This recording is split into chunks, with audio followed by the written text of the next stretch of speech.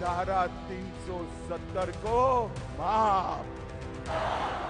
चुनाव से पहले आप मोदी जी से कुछ भी करवाना चाहते हो करवा सकते हो। अगर भीड़ से 200 लोगों ने कहा मोदी जी स्टेज पे जरा डांस कर दीजिए हम वोट देंगे, डांस शुरू हो जाएगा। जो 20 साल में नहीं दिए अब अगला 5 साल में कहां से देंगे? फिर वही लालू के डर से नीतीश और नीतीश के डर से लालू को वोट दिया, तो जितने बच्चे अभी छठ में आए हैं, चुनाव खत्म होगा फिर उनको बस में, गाड़ी में, ट्रेन में जानवरों की तरह बैठकर वापस जाना पड़ेगा।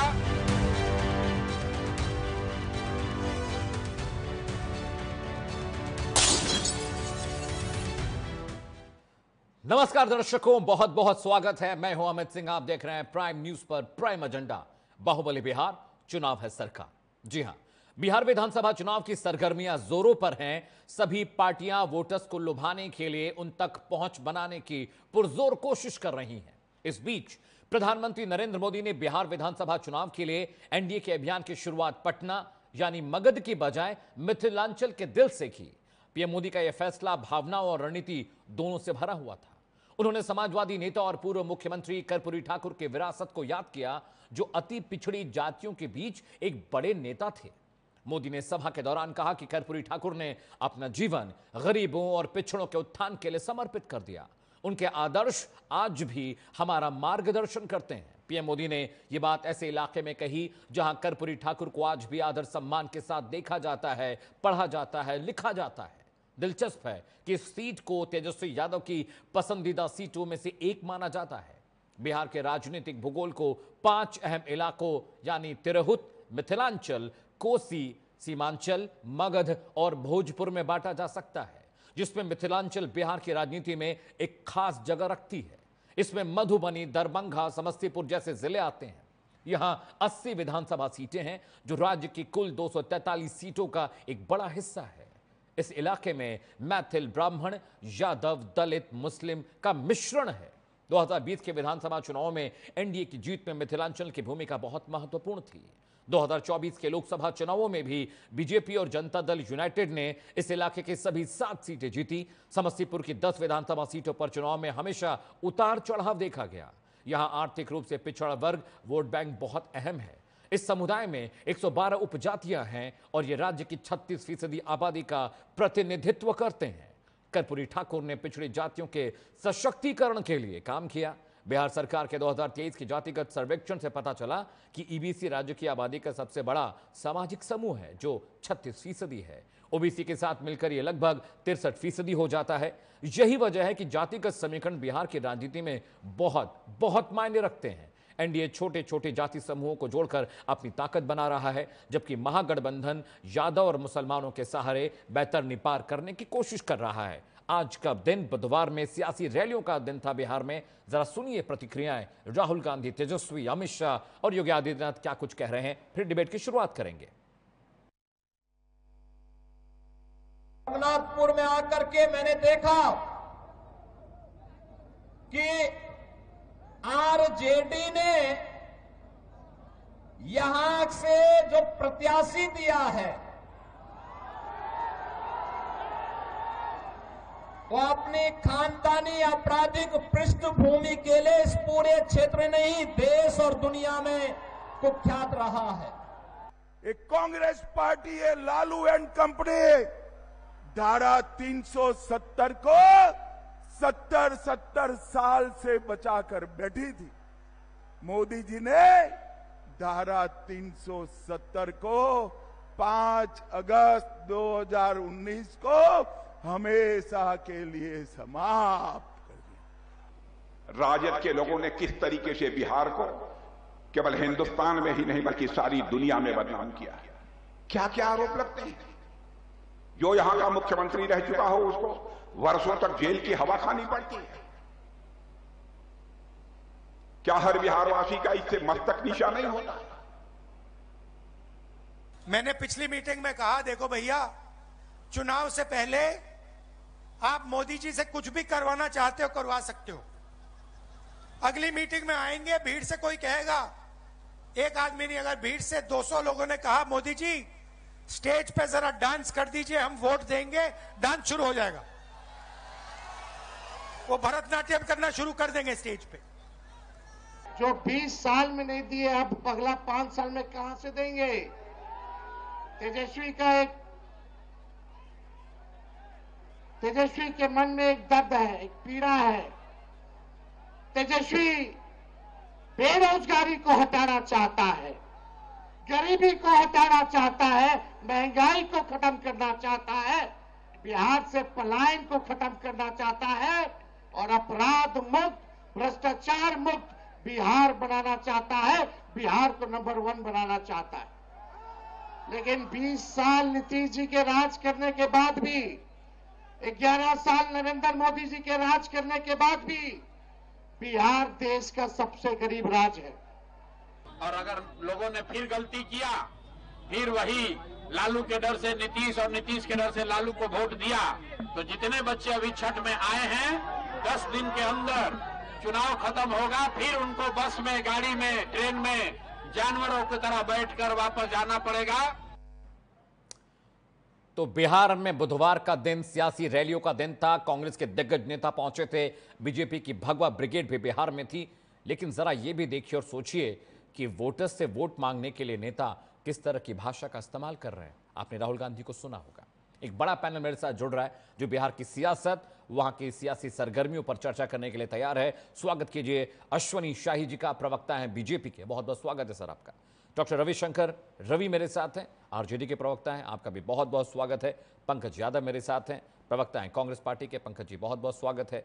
कुंवर अजय सिंह जी मेरे साथ हैं, प्रवक्ता हैं जेडीयू के। कुंवर साहब आपका भी बहुत बहुत स्वागत है।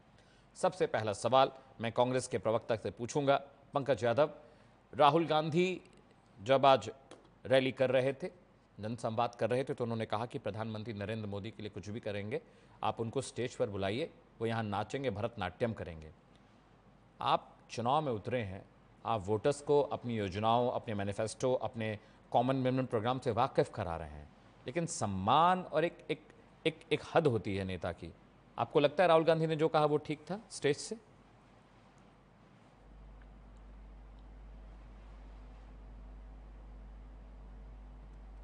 पंकज आपकी आवाज नहीं आ रही, आप अनम्यूट करिए। पंकज, सभी गेस्ट अपना अनम्यूट कर लें सर ऑडियो। जी पंकज जी। जी अमित जी नमस्कार, आपके व्यूअर्स को भी भाई बहुत बहुत नमस्कार। ये एक चीज हम कहना चाह रहे थे कि जिनके बारे में आप कह रहे हैं राहुल गांधी जी के बारे में, तो ये तो राहुल गांधी जी को किस लेवल पे बात करते हैं और क्या क्या बातें करते हैं वो लगभग 11 साल पहले से लोग जान रहे हैं। और राहुल गांधी जी के बारे में अगर वो कुछ बोल रहे हैं तो बहुत चीजें ऐसी होती है जो कहते हैं ना कि कहीं भी किसी तरह से इन लोगों ने कोई सम्मान वाला काम ही नहीं किया है कि जिसको सम्मान की बात करे। और इनको तो अगर ये बातें अगर बोलते हैं तो ये मतलब बेशर्मी की हद है कि एलओपी को किस तरह से ये लोग बोलते हैं और किस तरह की बातें कहते हैं, शहजादा और बाकी क्या क्या बातें, बहुत सारी ऐसी बातें हैं जो ये इनको पद पे रहते हुए तो कम से कम प्रधानमंत्री जी को तो नहीं करनी चाहिए। और खासकर बिहार की जनता को जिस तरह से इन्होंने चलने का काम कर रहे हैं, लगातार बिहार की जनता के पास आए और बोले कि मैं कितना पैसा दूं, क्या दूं, ये लगातार जिस तरह से आते 58-59 बार अब आएंगे, 58 बार तो आ चुके हैं। और जनता को जिस तरह से इन्होंने जलील करने का काम किया है वो बिहार की जनता जान रही है। अगर राहुल गांधी जी ने बातें कह रहे हैं तो कोई ऐसी बात नहीं कही जितनी ये राहुल जी के बारे में ये लोग बोल चुके हैं। तो ये बातें तो इनको सीखना चाहिए कि अगर ये बड़े हैं, अगर जिस बड़े ओहदे पे हैं तो इनकी संस्कार कैसे हैं, ये पहले इनको सोचना चाहिए कि लगातार 11 साल जब से सरकार में आए हैं इनको गाली दे दे के ही सरकार में आए हैं, नहीं तो इनको कोई जानता भी नहीं था। अब रह गई बात, राहुल गांधी जी ने कोई ऐसी बात नहीं कही है जिसपे इतनी बड़ी बात हो। हाँ, उन्होंने कहा है कि जिस तरह की ये चुनाव प्रक्रियाओं पे करते हैं, खासकर आप दिल्ली की जो घाट बनी और उस घाट पे गए भी नहीं, कितनी मतलब बिहार को क्या चाहते हुए, क्या दिखाना चाह रहे हैं, क्या कहना चाह रहे हैं कि बिहार के लिए, चुनाव के लिए किसी तरह का भी कोई भी काम कर रहे हैं। तो ये तो पूरे हिंदुस्तान के लोग जानते हैं कि अमित शाह और इनके जो सारे लोग हैं, नरेंद्र मोदी जी और आरएसएस कैरेक्टर क्या है वो सब लोगों को पता है। इनके बारे में बताने की ज्यादा जरूरत नहीं है, बिहार की जनता बखूबी जानती है ये चीजें, बहुत अच्छे से जान रही है नीतीश जी के साथ क्या हो रहा है। इवन आरएलएम और मांझी जी के साथ क्या हो रहा है सब लोगों को पता है। तो ये तो नहीं बोले तो ज्यादा अच्छा है, नहीं तो बहुत ऐसी चीजें हैं जो अगर यहाँ बोलेंगे तो बहुत ही अलग अलग बातें हो जाएगी। जो आपके मुद्दे हैं हम उसी पे रहेंगे। अश्विनी जी, बाकी चीजें जी हाँ अश्विनी जी आपकी प्रतिक्रिया सर। अश्विनी जी। जी अमित जी, देखिए राहुल गांधी जी की बात जो है अप्रासंगिक व्यक्ति हो चुके हैं। उनको तो पार्टी ही झेल रही है। जो कहा जाता है कि भाई गद्दी विरासत में मिल सकती है, बुद्धि विरासत में नहीं मिलती है जी। तो राहुल गांधी जी ने जो बोला उनकी सोच वही है, क्योंकि उनका इतिहास वही तक है। नाचने गाने तक इतिहास है, वही आगे बोल रहे हैं, उसके आगे की सोचेंगे नहीं। अभी तक कहाँ थे वो? मलेशिया, कोलंबिया, पता नहीं कहाँ कहाँ जाकर राजनीति करते हैं। जब उनको राजनीति की अभी क्षुधा जागती है तो बिहार में वो चुनाव है तो मलेशिया रहते हैं, कांग्रेस का स्थापना दिवस रहता है तो बैंकॉक रहते हैं। तो वो अप्रासंगिक हैं, उनके बारे में कोई बात नहीं करना। हमारे यहाँ पंकज जी बैठे हुए कह रहे हैं कि इन लोगों ने कोई सम्मान का काम ही नहीं किया है तो अपमानित करना चाहिए। राहुल जी से इंस्पायर मत होइए पंकज भाई। राहुल जी जो है बहुत बड़े बड़े नेता आपके पार्टी में हैं जो राहुल जी को पसंद नहीं करते हैं, लेकिन मजबूरी है। वो नकली गांधी परिवार जो है उनके साथ उनको जुड़े रहना है, इस वजह से ये सब चीजें चलती हैं। अब आते हैं बिहार के चुनाव पर। देखिए 20 साल से हम सरकार में हैं, एनडीए की सरकार है। माननीय नीतीश जी ने जो जो काम किए हैं वहां पर वो मील का पत्थर है। वहां 6,000 रुपए वहां के पर कैपिटा इनकम से आज जो है 67,000 रुपए तक ले आने का काम माननीय नीतीश जी ने किया है। ये एक बेहतर व्यवस्था में बिजली वहां नहीं होती थी, बिजली घर गांव में पहुंचाने का काम नीतीश जी ने किया है। सड़कें नहीं होती थी, सड़कों में गड्ढे थे या गड्ढों में सड़कें थी, ये वो काम किया है। योजनाओं को अगर हम गिनाएं तो अमित जी बहुत समय लगेगा, मगर मैं कहना चाहता हूं वहां के महिलाओं के लिए जो काम किया वो अद्वितीय काम था। घर में केंद्र सरकार डबल इंजन की सरकार होने की वजह से घरों में जो है उज्ज्वला योजना में जो गैस सिलेंडर पहुंचा है तो बिहार की माताएं बहनें प्रसन्न हैं। अब चूल्हा फूकना नहीं पड़ता। लड़कियों में अमूलचूल परिवर्तन हुआ। जो साइकिल मिली है वो साइकिलें जो है लड़कियां स्कूल जाना शुरू कर रही हैं और उससे उन लोगों ने बेहतर काम किया है। उसके बाद अगर आप आ जाइए कि 5 बजे के बाद पटना जैसा शहर, मैं पूरे बिहार की बात ही नहीं कर रहा हूं, पटना जैसा शहर 5 बजे के बाद दुकानें बंद हो जाया करती थी, अब 12 बजे रात तक दुकानें खुलती हैं निर्बाध गति से। ये किसने किया है? एनडीए की सरकार ने किया है, सामने दिख रहा है। पहले मुख्यमंत्री आवास में अपहरण और रेप के लोगों की मांडवाली की जाती थी और चंपा विश्वास के पति को कहा जाता था जिंदा बाड़ा इतने बहुत बा। ये लालू जी कहा करते थे उस समय के मुख्यमंत्री। आज वो नहीं है। आज जो मुख्यमंत्री घोषित हुए हैं वो कहते हैं उस समय के दुर्दांत अपराधी की जय बोलते हैं। बहुत वीडियो वायरल हुआ था, आप लोग देखिएगा। मैं बेटे और उसकी बात नहीं करूंगा कि उसको टिकट दिया क्या क्या हुआ, वो तो चलिए ठीक है, लेकिन उसकी जय बोलने वाला आदमी क्या सरकार चलाएगा? जो अपराधियों की जय बोलता है, दुर्दांत अपराधियों का, जिसने सड़क के चौराहे पर लोगों को जो है गोलियों से छलनी किया, तेजाब से जलाने का काम किया, क्या क्या नहीं किया है। और एक वीडियो और वायरल हो रहा है कि खत्म है आपका एसपी लालू जी, हटाइए इसको। आप लोगों ने भी वीडियो देखा होगा, उसकी जय जय बोल रहे हैं।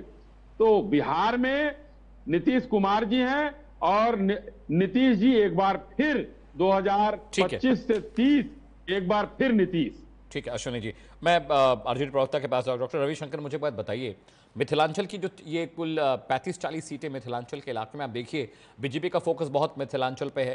प्रधानमंत्री नरेंद्र मोदी ने मिथिलांचल से अपने कैंपेन की शुरुआत की, योगी आदित्यनाथ वहाँ पर थे, अमित शाह वहाँ पर पहुँचे हुए थे, राजनाथ सिंह वहाँ पर थे, पूरी भगवा ब्रिगेड आज बीजेपी के बिहार में अलग अलग मुख्तलिफ इलाकों में रैलियाँ कर रही थी।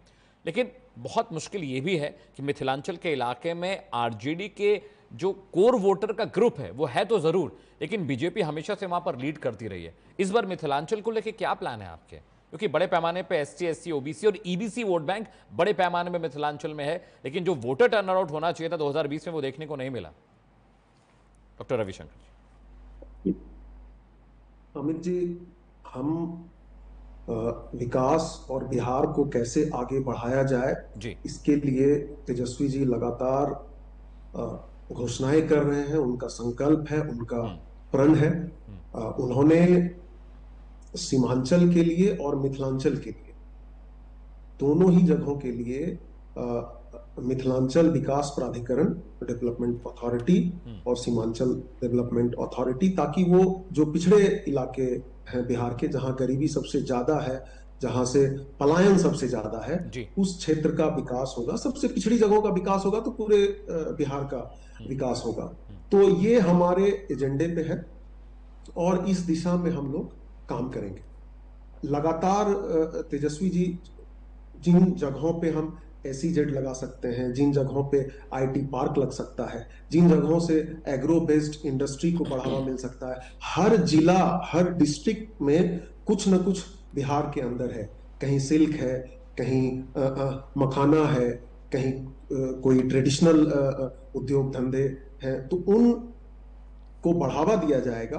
कहीं लीची की खेती है, कहीं केले की खेती है, कहीं आम की खेती है, तो उसको एक संगठित तरीके से बढ़ावा देके इसको आगे बढ़ाने का काम किया जाएगा। ये तेजस्वी जी लगातार नहीं डॉक्टर रवि, जैसे मधुबनी, दरभंगा, समस्तीपुर, सुपौल, सहरसा, मधेपुरा वाला जो इलाका है, सबको पता है कि जब तक आप मिथिलांचल को नहीं साथ देंगे बिहार में सरकार आप नहीं बना सकते। लेकिन इन इलाकों में आप बहुत मजबूत नहीं रहे। मेरा सवाल आपसे ये था कि मिथिलांचल को साधने के लिए क्या स्ट्रेटेजी? सीमांचल में तो आपका नुकसान हो, वैसी कर ही रहे हैं। मिथिलांचल वाला जो मधेपुरा, दरभंगा वाला जो इलाका है बहुत इंपॉर्टेंट है, बहुत क्रूशियल है। अगर आप डेटा स्टडी करें तो बीजेपी NDA हमेशा इस इलाके में लीड करती रही है। इस बार क्या स्ट्रैटेजी आपके लिए? 40-45 सीटें बहुत होती हैं टर्न करने के लिए पूरे वोट गणित को। जी नहीं, मैं पूरी तरह से सहमत नहीं हूं इस बात से कि सीमांचल में हम नहीं जीतेंगे या नहीं, मैं जीतने की बात नहीं, मुश्किल बढ़ा रहे हैं वहां पर। सीमांचल में ओवैसी साहब ने कैंडिडेट उतारे, नुकसान तो आपका करेंगे, इस पर कोई दो राय नहीं है। तो भाई अब ये तो जनता को तय करना है, देखना है हमें। अभी समय है, जनता अपना मन बना चुकी है, हमें ऐसा लगता है। वो बिल्कुल समझेगी इस बात को कि कौन से दल वोट काटने के लिए अपने प्रतिनिधि वहां लड़ा रहे हैं।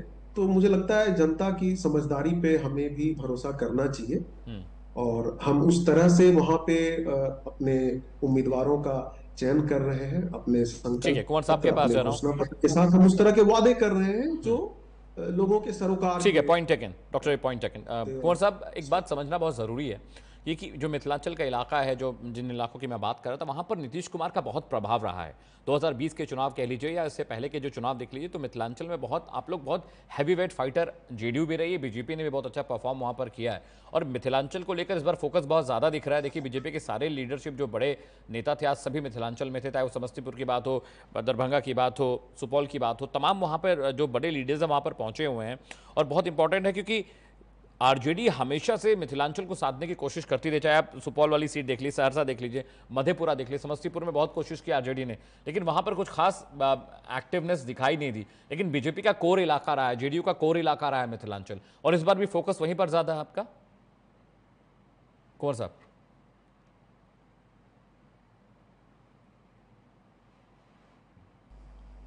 कुंवर साहब अनम्यूट करिएगा, आप शायद म्यूट हैं, कुंवर साहब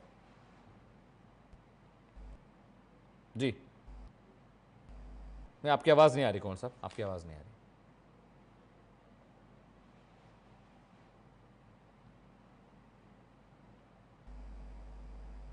अनम्यूट करिए कुंवर साहब, स्क्रीन पे अनम्यूट, कोई बात नहीं। आप PCR please look after him.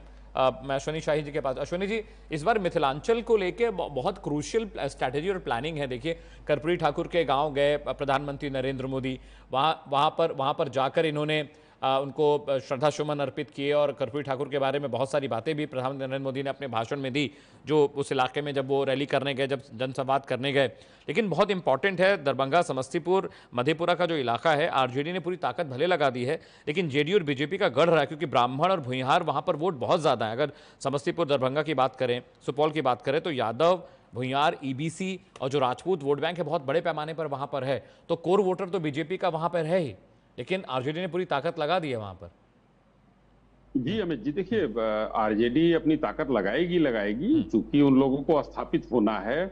और जहां तक जननायक कर्पूरी जी का सवाल है, उन लोगों को उनको भारत रत्न देने का काम किसने किया? हमने किया। हम उनके घर गए, उनके बेटे को केंद्रीय मंत्री बनाया, तो हम तो जननायक के साथ हैं। लेकिन जो व्यक्ति जो है कुछ काम करता ही नहीं है, वो अपने आप को जननायक कहा वहां कहलवा रहा है, तो इसका अंतर तो आपको साफ दिखेगा, वोटों में दिखेगा। राहुल गांधी कहते कि पार्टी के लोग राहुल गांधी को जननायक कहते हैं। कैसे जननायक है भाई? जननायक एक ही हुआ और वो कर्पूरी ठाकुर जी हैं। तो अंतर यह है अमित जी कि माननीय प्रधानमंत्री जी कर्पूरी ठाकुर जी जो जननायक हैं उनके गांव से शुरू करते हैं, और राहुल जी सीताराम केसरी जी को जो है एक आश्चर्यजनक तरीके से श्रद्धांजलि देने पहुंचे, जिनकी धोती खोल ली थी इन्हीं के सोनिया गांधी को अध्यक्ष बनाने के लिए। अंतर साफ दिखता है, फर्क साफ है कि ये लोग क्या हैं और क्या करना चाहते हैं, हम क्या करना चाहते हैं। मिथिलांचल पर आते हैं।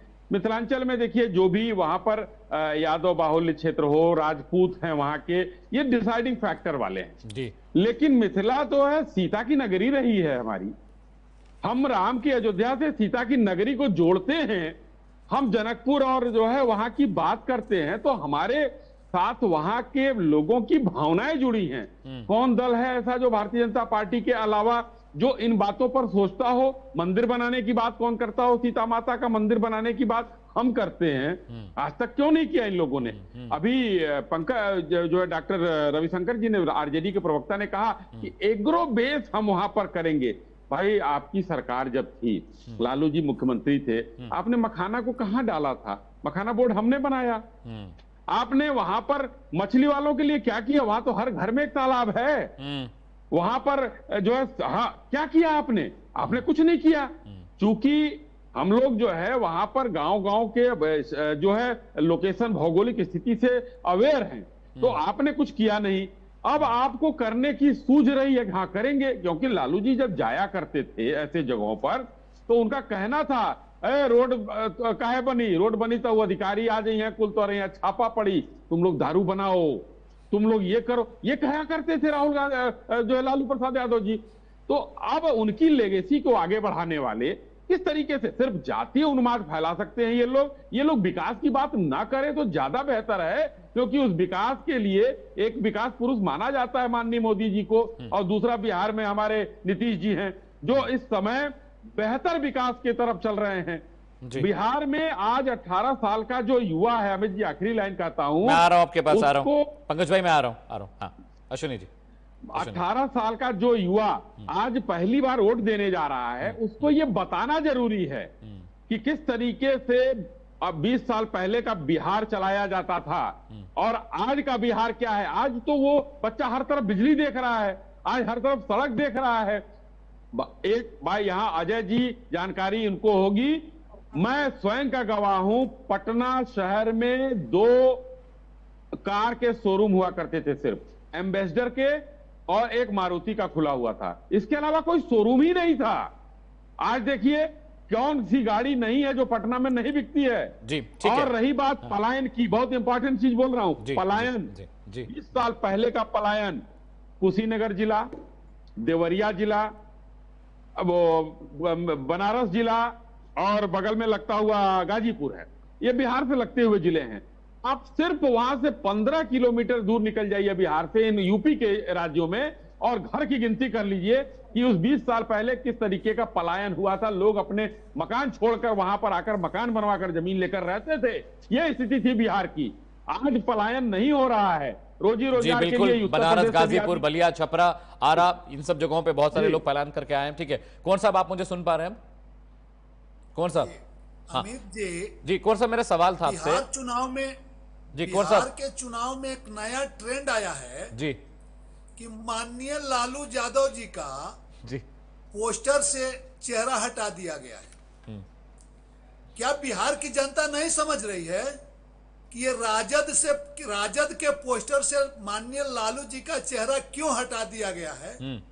ये बिहार की जनता अच्छी तरीके से जानती है, और उनसे ये भी मालूम है कि जब माँ और बाप के राज में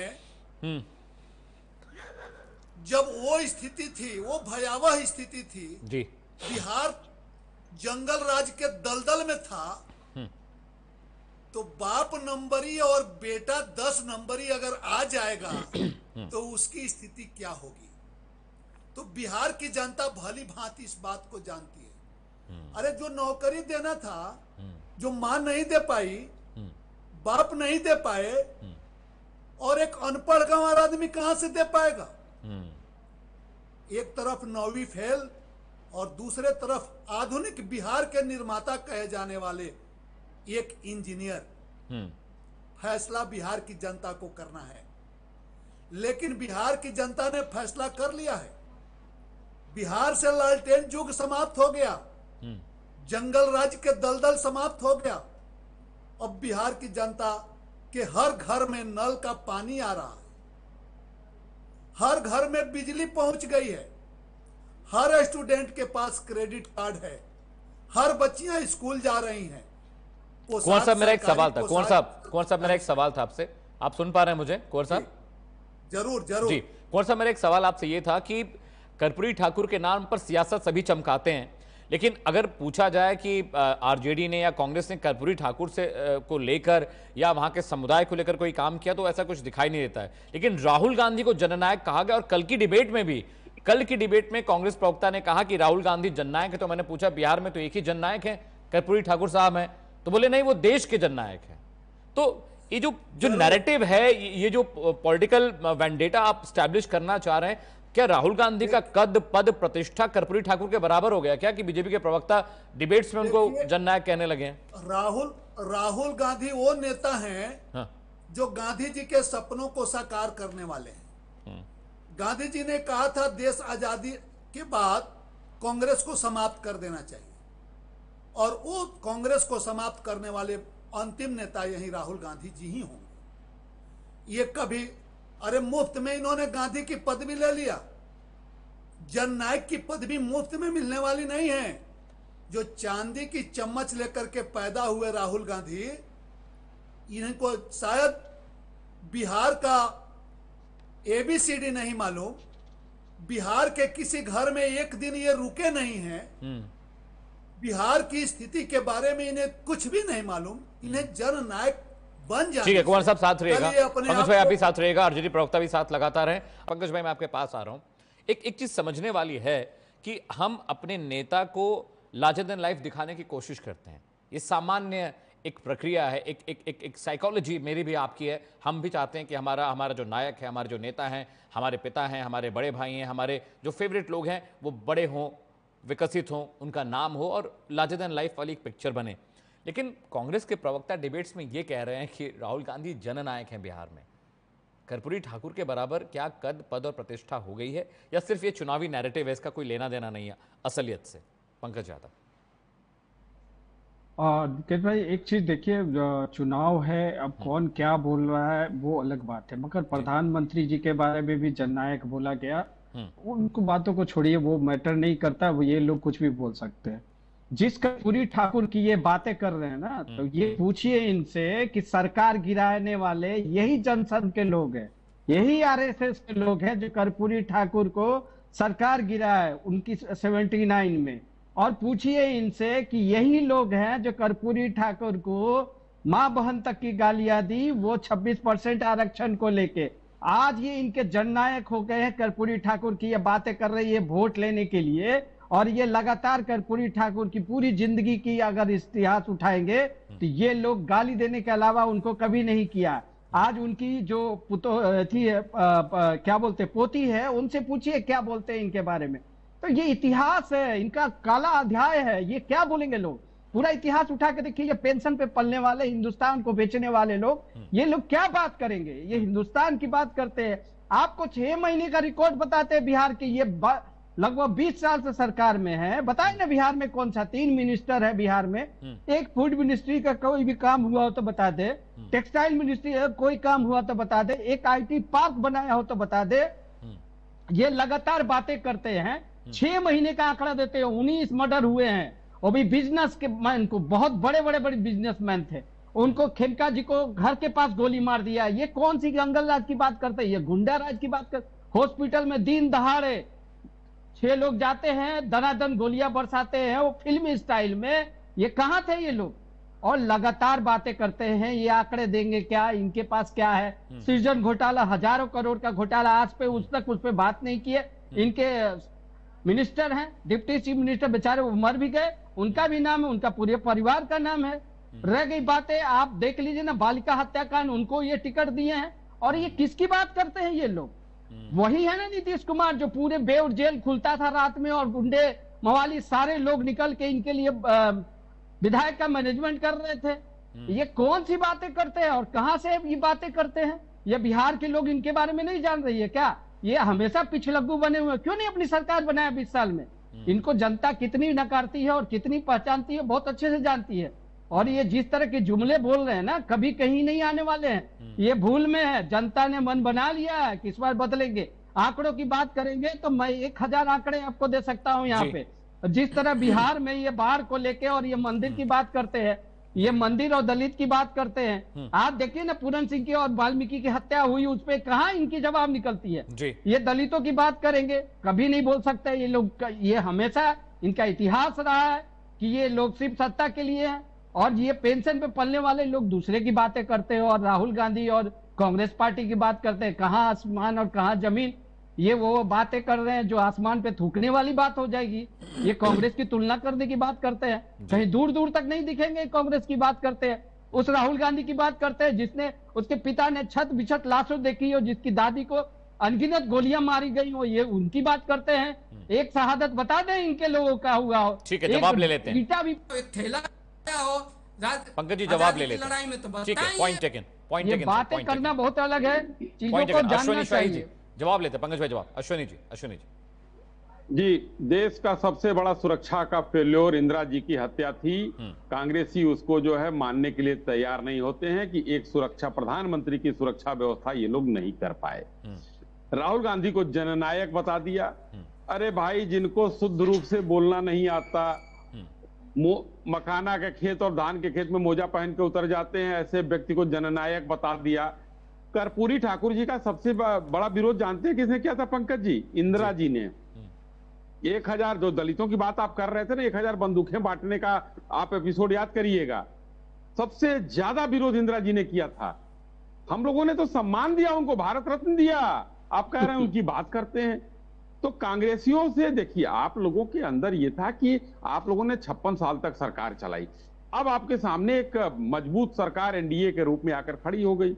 आपके यूपीए का तो विसर्जन हो गया, इंडिया अलायंस बना, वो भी अभी छक्त बिछप्त है, लेकिन एनडीए एकजुट है, 25 साल है, हो गया है। तो हम एनडीए की सरकार आपके सामने खड़ी है। अब वही दिक्कत हो रही है। 2-3 मुद्दे जो प्रमुख रूप से उठाया गया, एक नौकरियों का मुद्दा उठाते हैं तेजस्वी जी। हमें तो लग रहा है कि जो है तेजस्वी जी को शायद पता होगा या नहीं होगा कि बिहार में सरकारी नौकरियां हैं कितनी। 3 करोड़ परिवार है अमित जी। उन्होंने कहा कि हम सबको देंगे। मान लीजिए, मैं मान भी लेता हूं कि 1.5 करोड़ लोगों को नौकरियां मिल गई हैं, 1.5 करोड़ परिवार बचे, तो 1.5 करोड़ नौकरियां पैदा करेंगे, एकदम करना पड़ेगा। और बिहार में कुल पद 4,73,000 खाली है। 2 लाख पद शिक्षा विभाग में खाली है, 65,000 स्वास्थ्य में खाली है। इस तरीके से पूरे पुलिस में भी, बिहार पुलिस में भी बहुत सारी जगह खाली है। गृह विभाग में भी खाली है। तो अब बताइए, 4,73,000 सरकारी नौकरी है और हम 3 करोड़ परिवार में हम 1.5 करोड़ 50% कर दे रहे हैं। आप कहां ले जाएंगे, कहां बैठाएंगे? ये क्यों? आपको जब पता ही नहीं है कि कहां पर कौन सा स्टैटिस्टिक बैठेगा, ऐसे ही घोषणा कर देंगे। ऐसे ही घोषणा कर देंगे। ये बिहार की जनता को गुमराह करने का 100%, 100% जो है एक वो है मामला है। इसमें इनको जनता समझ रही है और हम रवि के पास जाते हैं, बताने का काम करेंगे। ठीक है, पॉइंट टेकन अश्विनी जी। डॉक्टर रवि, मुझे एक बात बताइए, बिहार की कुल आबादी 13 करोड़ है। अगर प्रत्येक परिवार में एक सरकारी नौकरी दें और औसतन एक परिवार 5 सदस्यों का होता है, तो ये कुल जमा जोड़ घटा करने के बाद 2 करोड़ 70 लाख नौकरियां निकलती हैं कैलकुलेशन करने के बाद। क्या बिहार की जीडीपी इस काबिल है कि 2 करोड़ 70 लाख नौकरियां दे पाए? पूरे देश में इतनी नौकरियां नहीं है। दूसरा, ये चुनावी जुमले से कहीं ज्यादा नहीं लगता? तेजस्वी यादव ने जो ये बातें कही, माँ बेटी की जो योजना है, वो फिर भी लगता है धरातल पर कि सरकार कर्जा वर्जा लेके, अपना डेफिसिट करके, अपना राजकोषीय घाटा बढ़ा के इसको फुलफिल करने की कोशिश करे। 2 लाख 4 लाख नौकरियां, जैसे कि अश्विनी जी बता रहे हैं, वो पॉसिबल दिखता है, वो एक सिनेरियो में फिट आता है कि साल 2 साल में आप कर देंगे। 2 करोड़ 70 लाख नौकरी का वादा आप ऑन रिकॉर्ड कर रहे हैं। इस सियासी जुमले से बड़ा और क्या हो सकता है, मुझे बताइए। डॉक्टर रवि। अमित जी, इस सवाल का जवाब देने से पहले मैं अपने बीजेपी के साथी और जेडीयू के साथी ने जो व्यक्तिगत टिप्पणियां की हैं वो अभद्र मुझे लगी, मैं उसका जवाब देना चाहूंगा। जहां तक डिग्री की बात बार बार ये कही जाती है, देखिए तेजस्वी जी का कुछ छुपा हुआ नहीं है, जो है सामने है। लेकिन यहाँ तो डिग्रियां छुपी हुई हैं, वो मैनिपुलेटेड है, वो 3 अलग अलग एफिडेविट में अलग अलग बातें कही जा रही हैं। मैं नाम भी ले लेता हूं। प्रधानमंत्री मोदी जी की डिग्री इंटायर पॉलिटिकल साइंस किस विश्वविद्यालय में पढ़ाई होती है? कोर्ट का जजमेंट है कि ये पर्सनल है, इसको नहीं डिस्क्लोज किया जाएगा। तो कौन डिग्री छुपा रहा है? इस पे क्या बहस, क्या चर्चा, या मीडिया में भी जितना तेजस्वी जी के ऊपर आरोप लगाया जाता है उतना क्या प्रधानमंत्री जी के डिग्री के ऊपर बहस कराई जाती है? सम्राट चौधरी जी के ऊपर क्या उतनी बहस कराई जाती है? तो ये बात बोलने से पहले तेजस्वी जी का जो है उनका एजुकेशनल क्वालिफिकेशन वो पब्लिक डोमेन में है, वो लोगों के सामने है, उन्होंने कुछ छुपाया नहीं, कुछ मैनिपुलेट नहीं किया। इस बात के लिए मुझे लगता है उनको क्रेडिट मिलना चाहिए। दूसरे नेताओं की कंपैरिजन में, तुलना में, जो कि छुपा रहे हैं या गलत प्रदर्शित कर रहे हैं। ठीक है, अब मेरे सवाल पे आते हैं डॉक्टर रवि, मेरे सवाल पे आते हैं। देखिए 13 करोड़ आबादी, 2 करोड़ 70 लाख नौकरियां, कैसे रवि जी? 20 साल तक राज करने के बाद, 20 साल तक एनडीए की सरकार होने के बाद, अगर आप 1-2 चीजों को उठा के एज इफ की लॉ एंड ऑर्डर की समस्या अब है ही नहीं, विकास के सारे पैमानों पे बिहार सबसे पिछड़ा हुआ राज्य है आपके 20 साल की सरकार के बाद। आप ले चलोगे 35 साल पहले, 40 साल पहले, 20 साल पहले, और आज की अगर आप तुलना करें बाकी राज्यों की तुलना में तो हम सबसे पीछे हैं।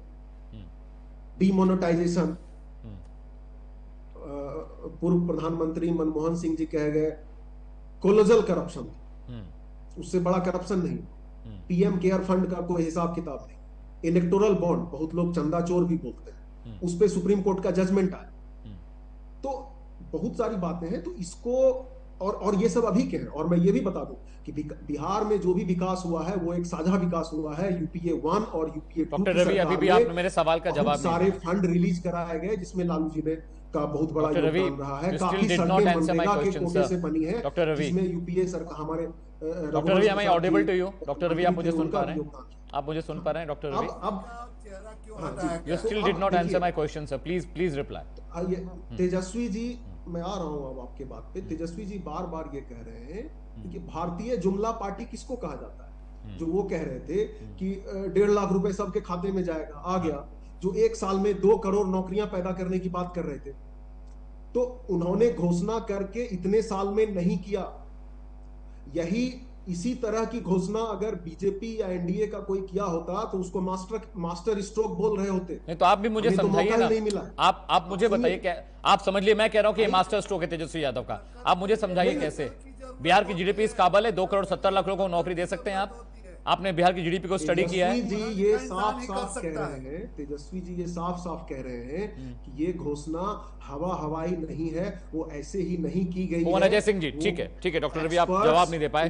मुझे लगता है कि आपको मुझे लगता है कि आपको बिहार की जीडीपी स्टडी करके आना चाहिए था। You have not studied sir, you have not studied the GDP of Bihar.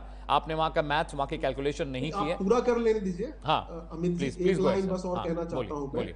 बोलिए सर, प्लीज गो। कह रहे हैं कि एक्सपर्ट्स की टीम के साथ। कुंवर साहब मैं आ रहा हूं। कुंवर साहब 1 मिनट और। कुंवर साहब 1 मिनट और। I am coming to you sir, just 1 minute. हाँ डॉक्टर रवि। एक्सपर्ट्स की टीम के साथ, जिसमें कि अर्थशास्त्री भी हैं, उन लोगों सबके साथ डिस्कस करके वो ये घोषणा किए हैं। और इसका एक मैप, एक ब्लूप्रिंट, ये कैसे होगा इसकी भी वो घोषणा करने जा रहे हैं। अभी की रैली में उन्होंने कहा, तो आ जाएगा सबके सामने। ठीक है कुंवर सिंह जी। अमित जी, बिहार की जनता जानती है कि ये जो भी घोषणाएं हैं अतिशोक्ति है, अतिशोक्ति। जंगल राज्य का अतिशोक्ति, लालू जी के चेहरे का अतिशोक्ति, जो कि पोस्टर से हटा दिया गया है। जिस चेहरा को बिहार की जनता देखना नहीं चाहती थी, उस चेहरे को हटाकर आप बिहार की जनता को छलना चाहते हो, ठगना चाहते हो। माननीय लालू जी का चेहरा कहां चला गया? पोस्टर से गायब हो गया। एक पार्टी का राष्ट्रीय अध्यक्ष और उसका चेहरा पोस्टर से गायब। एक सर्वोच्च न्यायालय का सजा लोग पोस्टर अपना पॉलिटिक्स वाले अपराधी लोग हैं, इनको विकास की नहीं करनी राजनीति। चेहरा देख करके बिहार की जनता जो पहले से डरती थी, बिहार की जनता को छलने और ठगने के लिए लालू जी का चेहरा हटा दिया गया है। पर बिहार की जनता इतनी भोली नहीं है। बिहार की जनता ने मन बना लिया है 25 से 30 फिर से नीतीश। बिहार की चहुमुखी विकास करने वाले आधुनिक बिहार के निर्माता माननीय नीतीश कुमार ने बिहार के बहन बेटियों के लिए, बिहार के स्टूडेंट के लिए, बिहार के किसानों के लिए जो क्रेडिट कार्ड, जो समाज के अंतिम पैदान पे खड़े लोगों के लिए 125 यूनिट बिजली फ्री, हर घर में नल का पानी, हर घर में बिजली, ये चहुमुखी विकास करने वाले माननीय नीतीश कुमार ने चहुमुखी विकास किया। और अमित जी, मैं ये आपके चैनल के माध्यम से बताने जा रहा हूं कि बिहार का विकास दर देश के सर्वोच्च स्थान पे है। विकास दर जो है देश के सर्वोच्च स्थान पे है, सभी राज्यों में सर्वोच्च है। तो मैं आधुनिक बिहार के निर्माता माननीय नीतीश कुमार ने बिहार की चहुमुखी विकास किया है और बिहार की जनता ने उसे सर आंखों पे बिठाया है। ये ठान लिया है कि 25 से 30 फिर से नीतीश, माननीय नीतीश कुमार के नेतृत्व में डबल इंजन की सरकार, डबल ताकत के साथ 25 से 30 सरकार। पंकज यादव, हाँ Pankaj Yadav please go ahead. Pankaj ji जी जी कुंवर साहब को एक चीज याद दिला देना चाह रहे थे कि डबल इंजन की जीडीपी की जो सरकार है बिहार में, उसकी हिस्सेदारी 4.3 है, जो सबसे लोएस्ट है।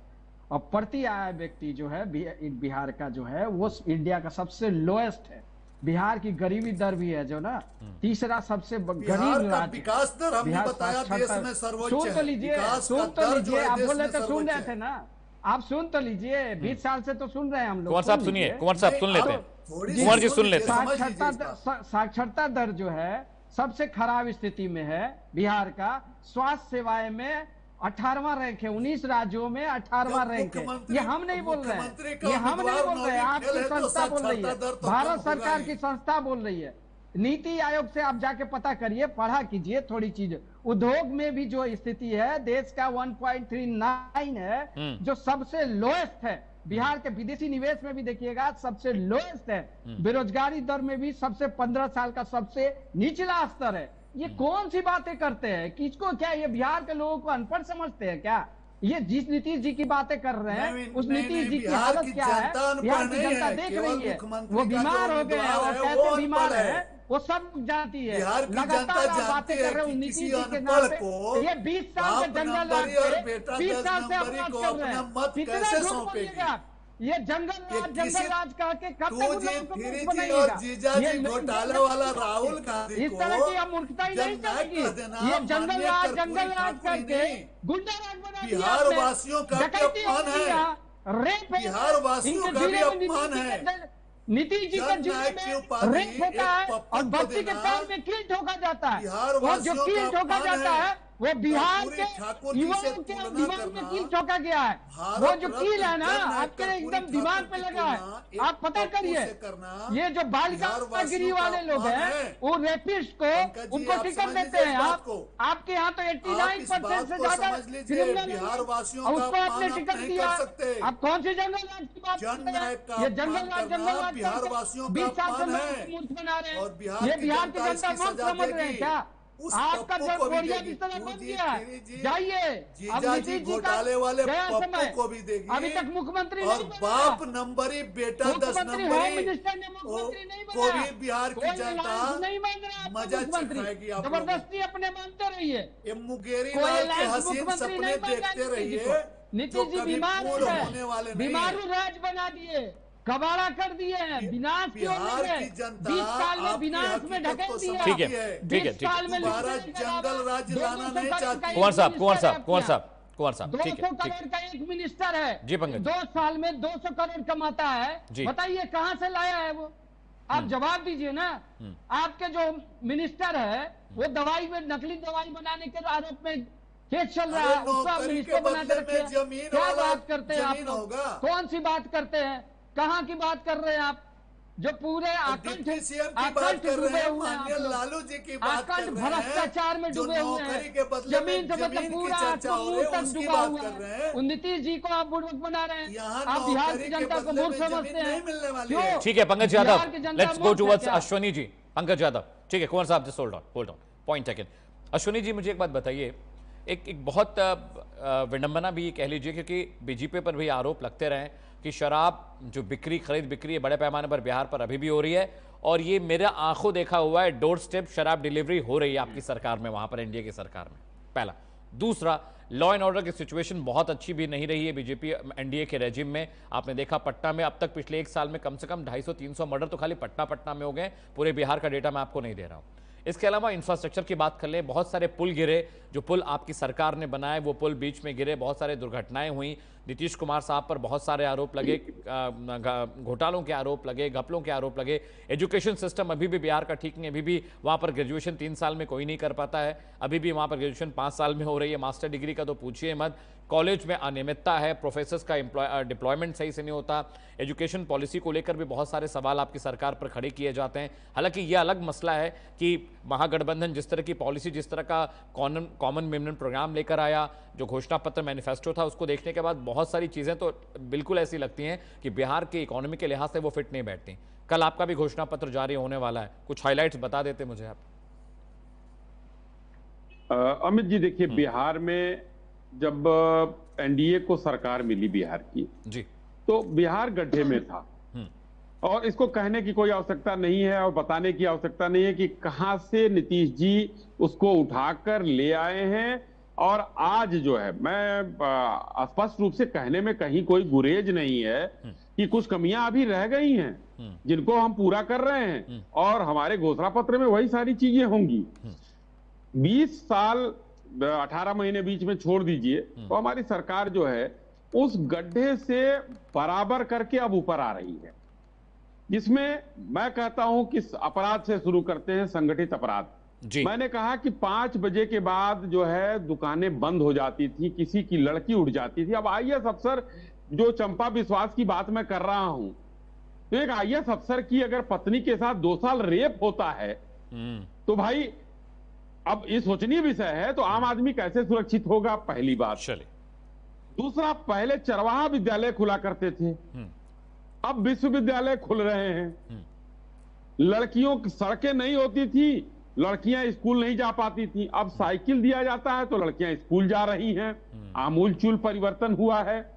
घरों में बिजली नहीं थी, पूरा बिजली दिया गया, नल से पानी दिया गया। ठीक है अश्विनी जी, ज्यादा वक्त मेरे पास नहीं बचा है जी। ठीक है, बहुत बहुत शुक्रिया अश्विनी जी डिबेट में शामिल होने के लिए। रवि जी आपका बहुत बहुत शुक्रिया, कुंवर सिंह जी आपका बहुत बहुत शुक्रिया, पंकज यादव आपका भी बहुत बहुत शुक्रिया। बाहुबली बिहार चुनाव है सरकार खास सीरीज हम आपके लेकर हमारे डिजिटल प्लेटफॉर्म पर रोजाना शाम को 7 बजे हम बिहार की सियासत से जुड़ी डिबेट भी कर रहे हैं। कोई विषय आप जानना चाहते हैं, बिहार की सियासत को समझना चाहते हैं, कोई नेता ऐसा जिसका प्रोफाइल आप जानना चाहते हैं, साथ ही साथ बिहार के चुनावी समीकरण से जुड़ा कोई सवाल आपका हो, आप हमारे सोशल मीडिया प्लेटफॉर्म पर हमसे पूछ सकते हैं। अभी के लिए फिलहाल इतना ही।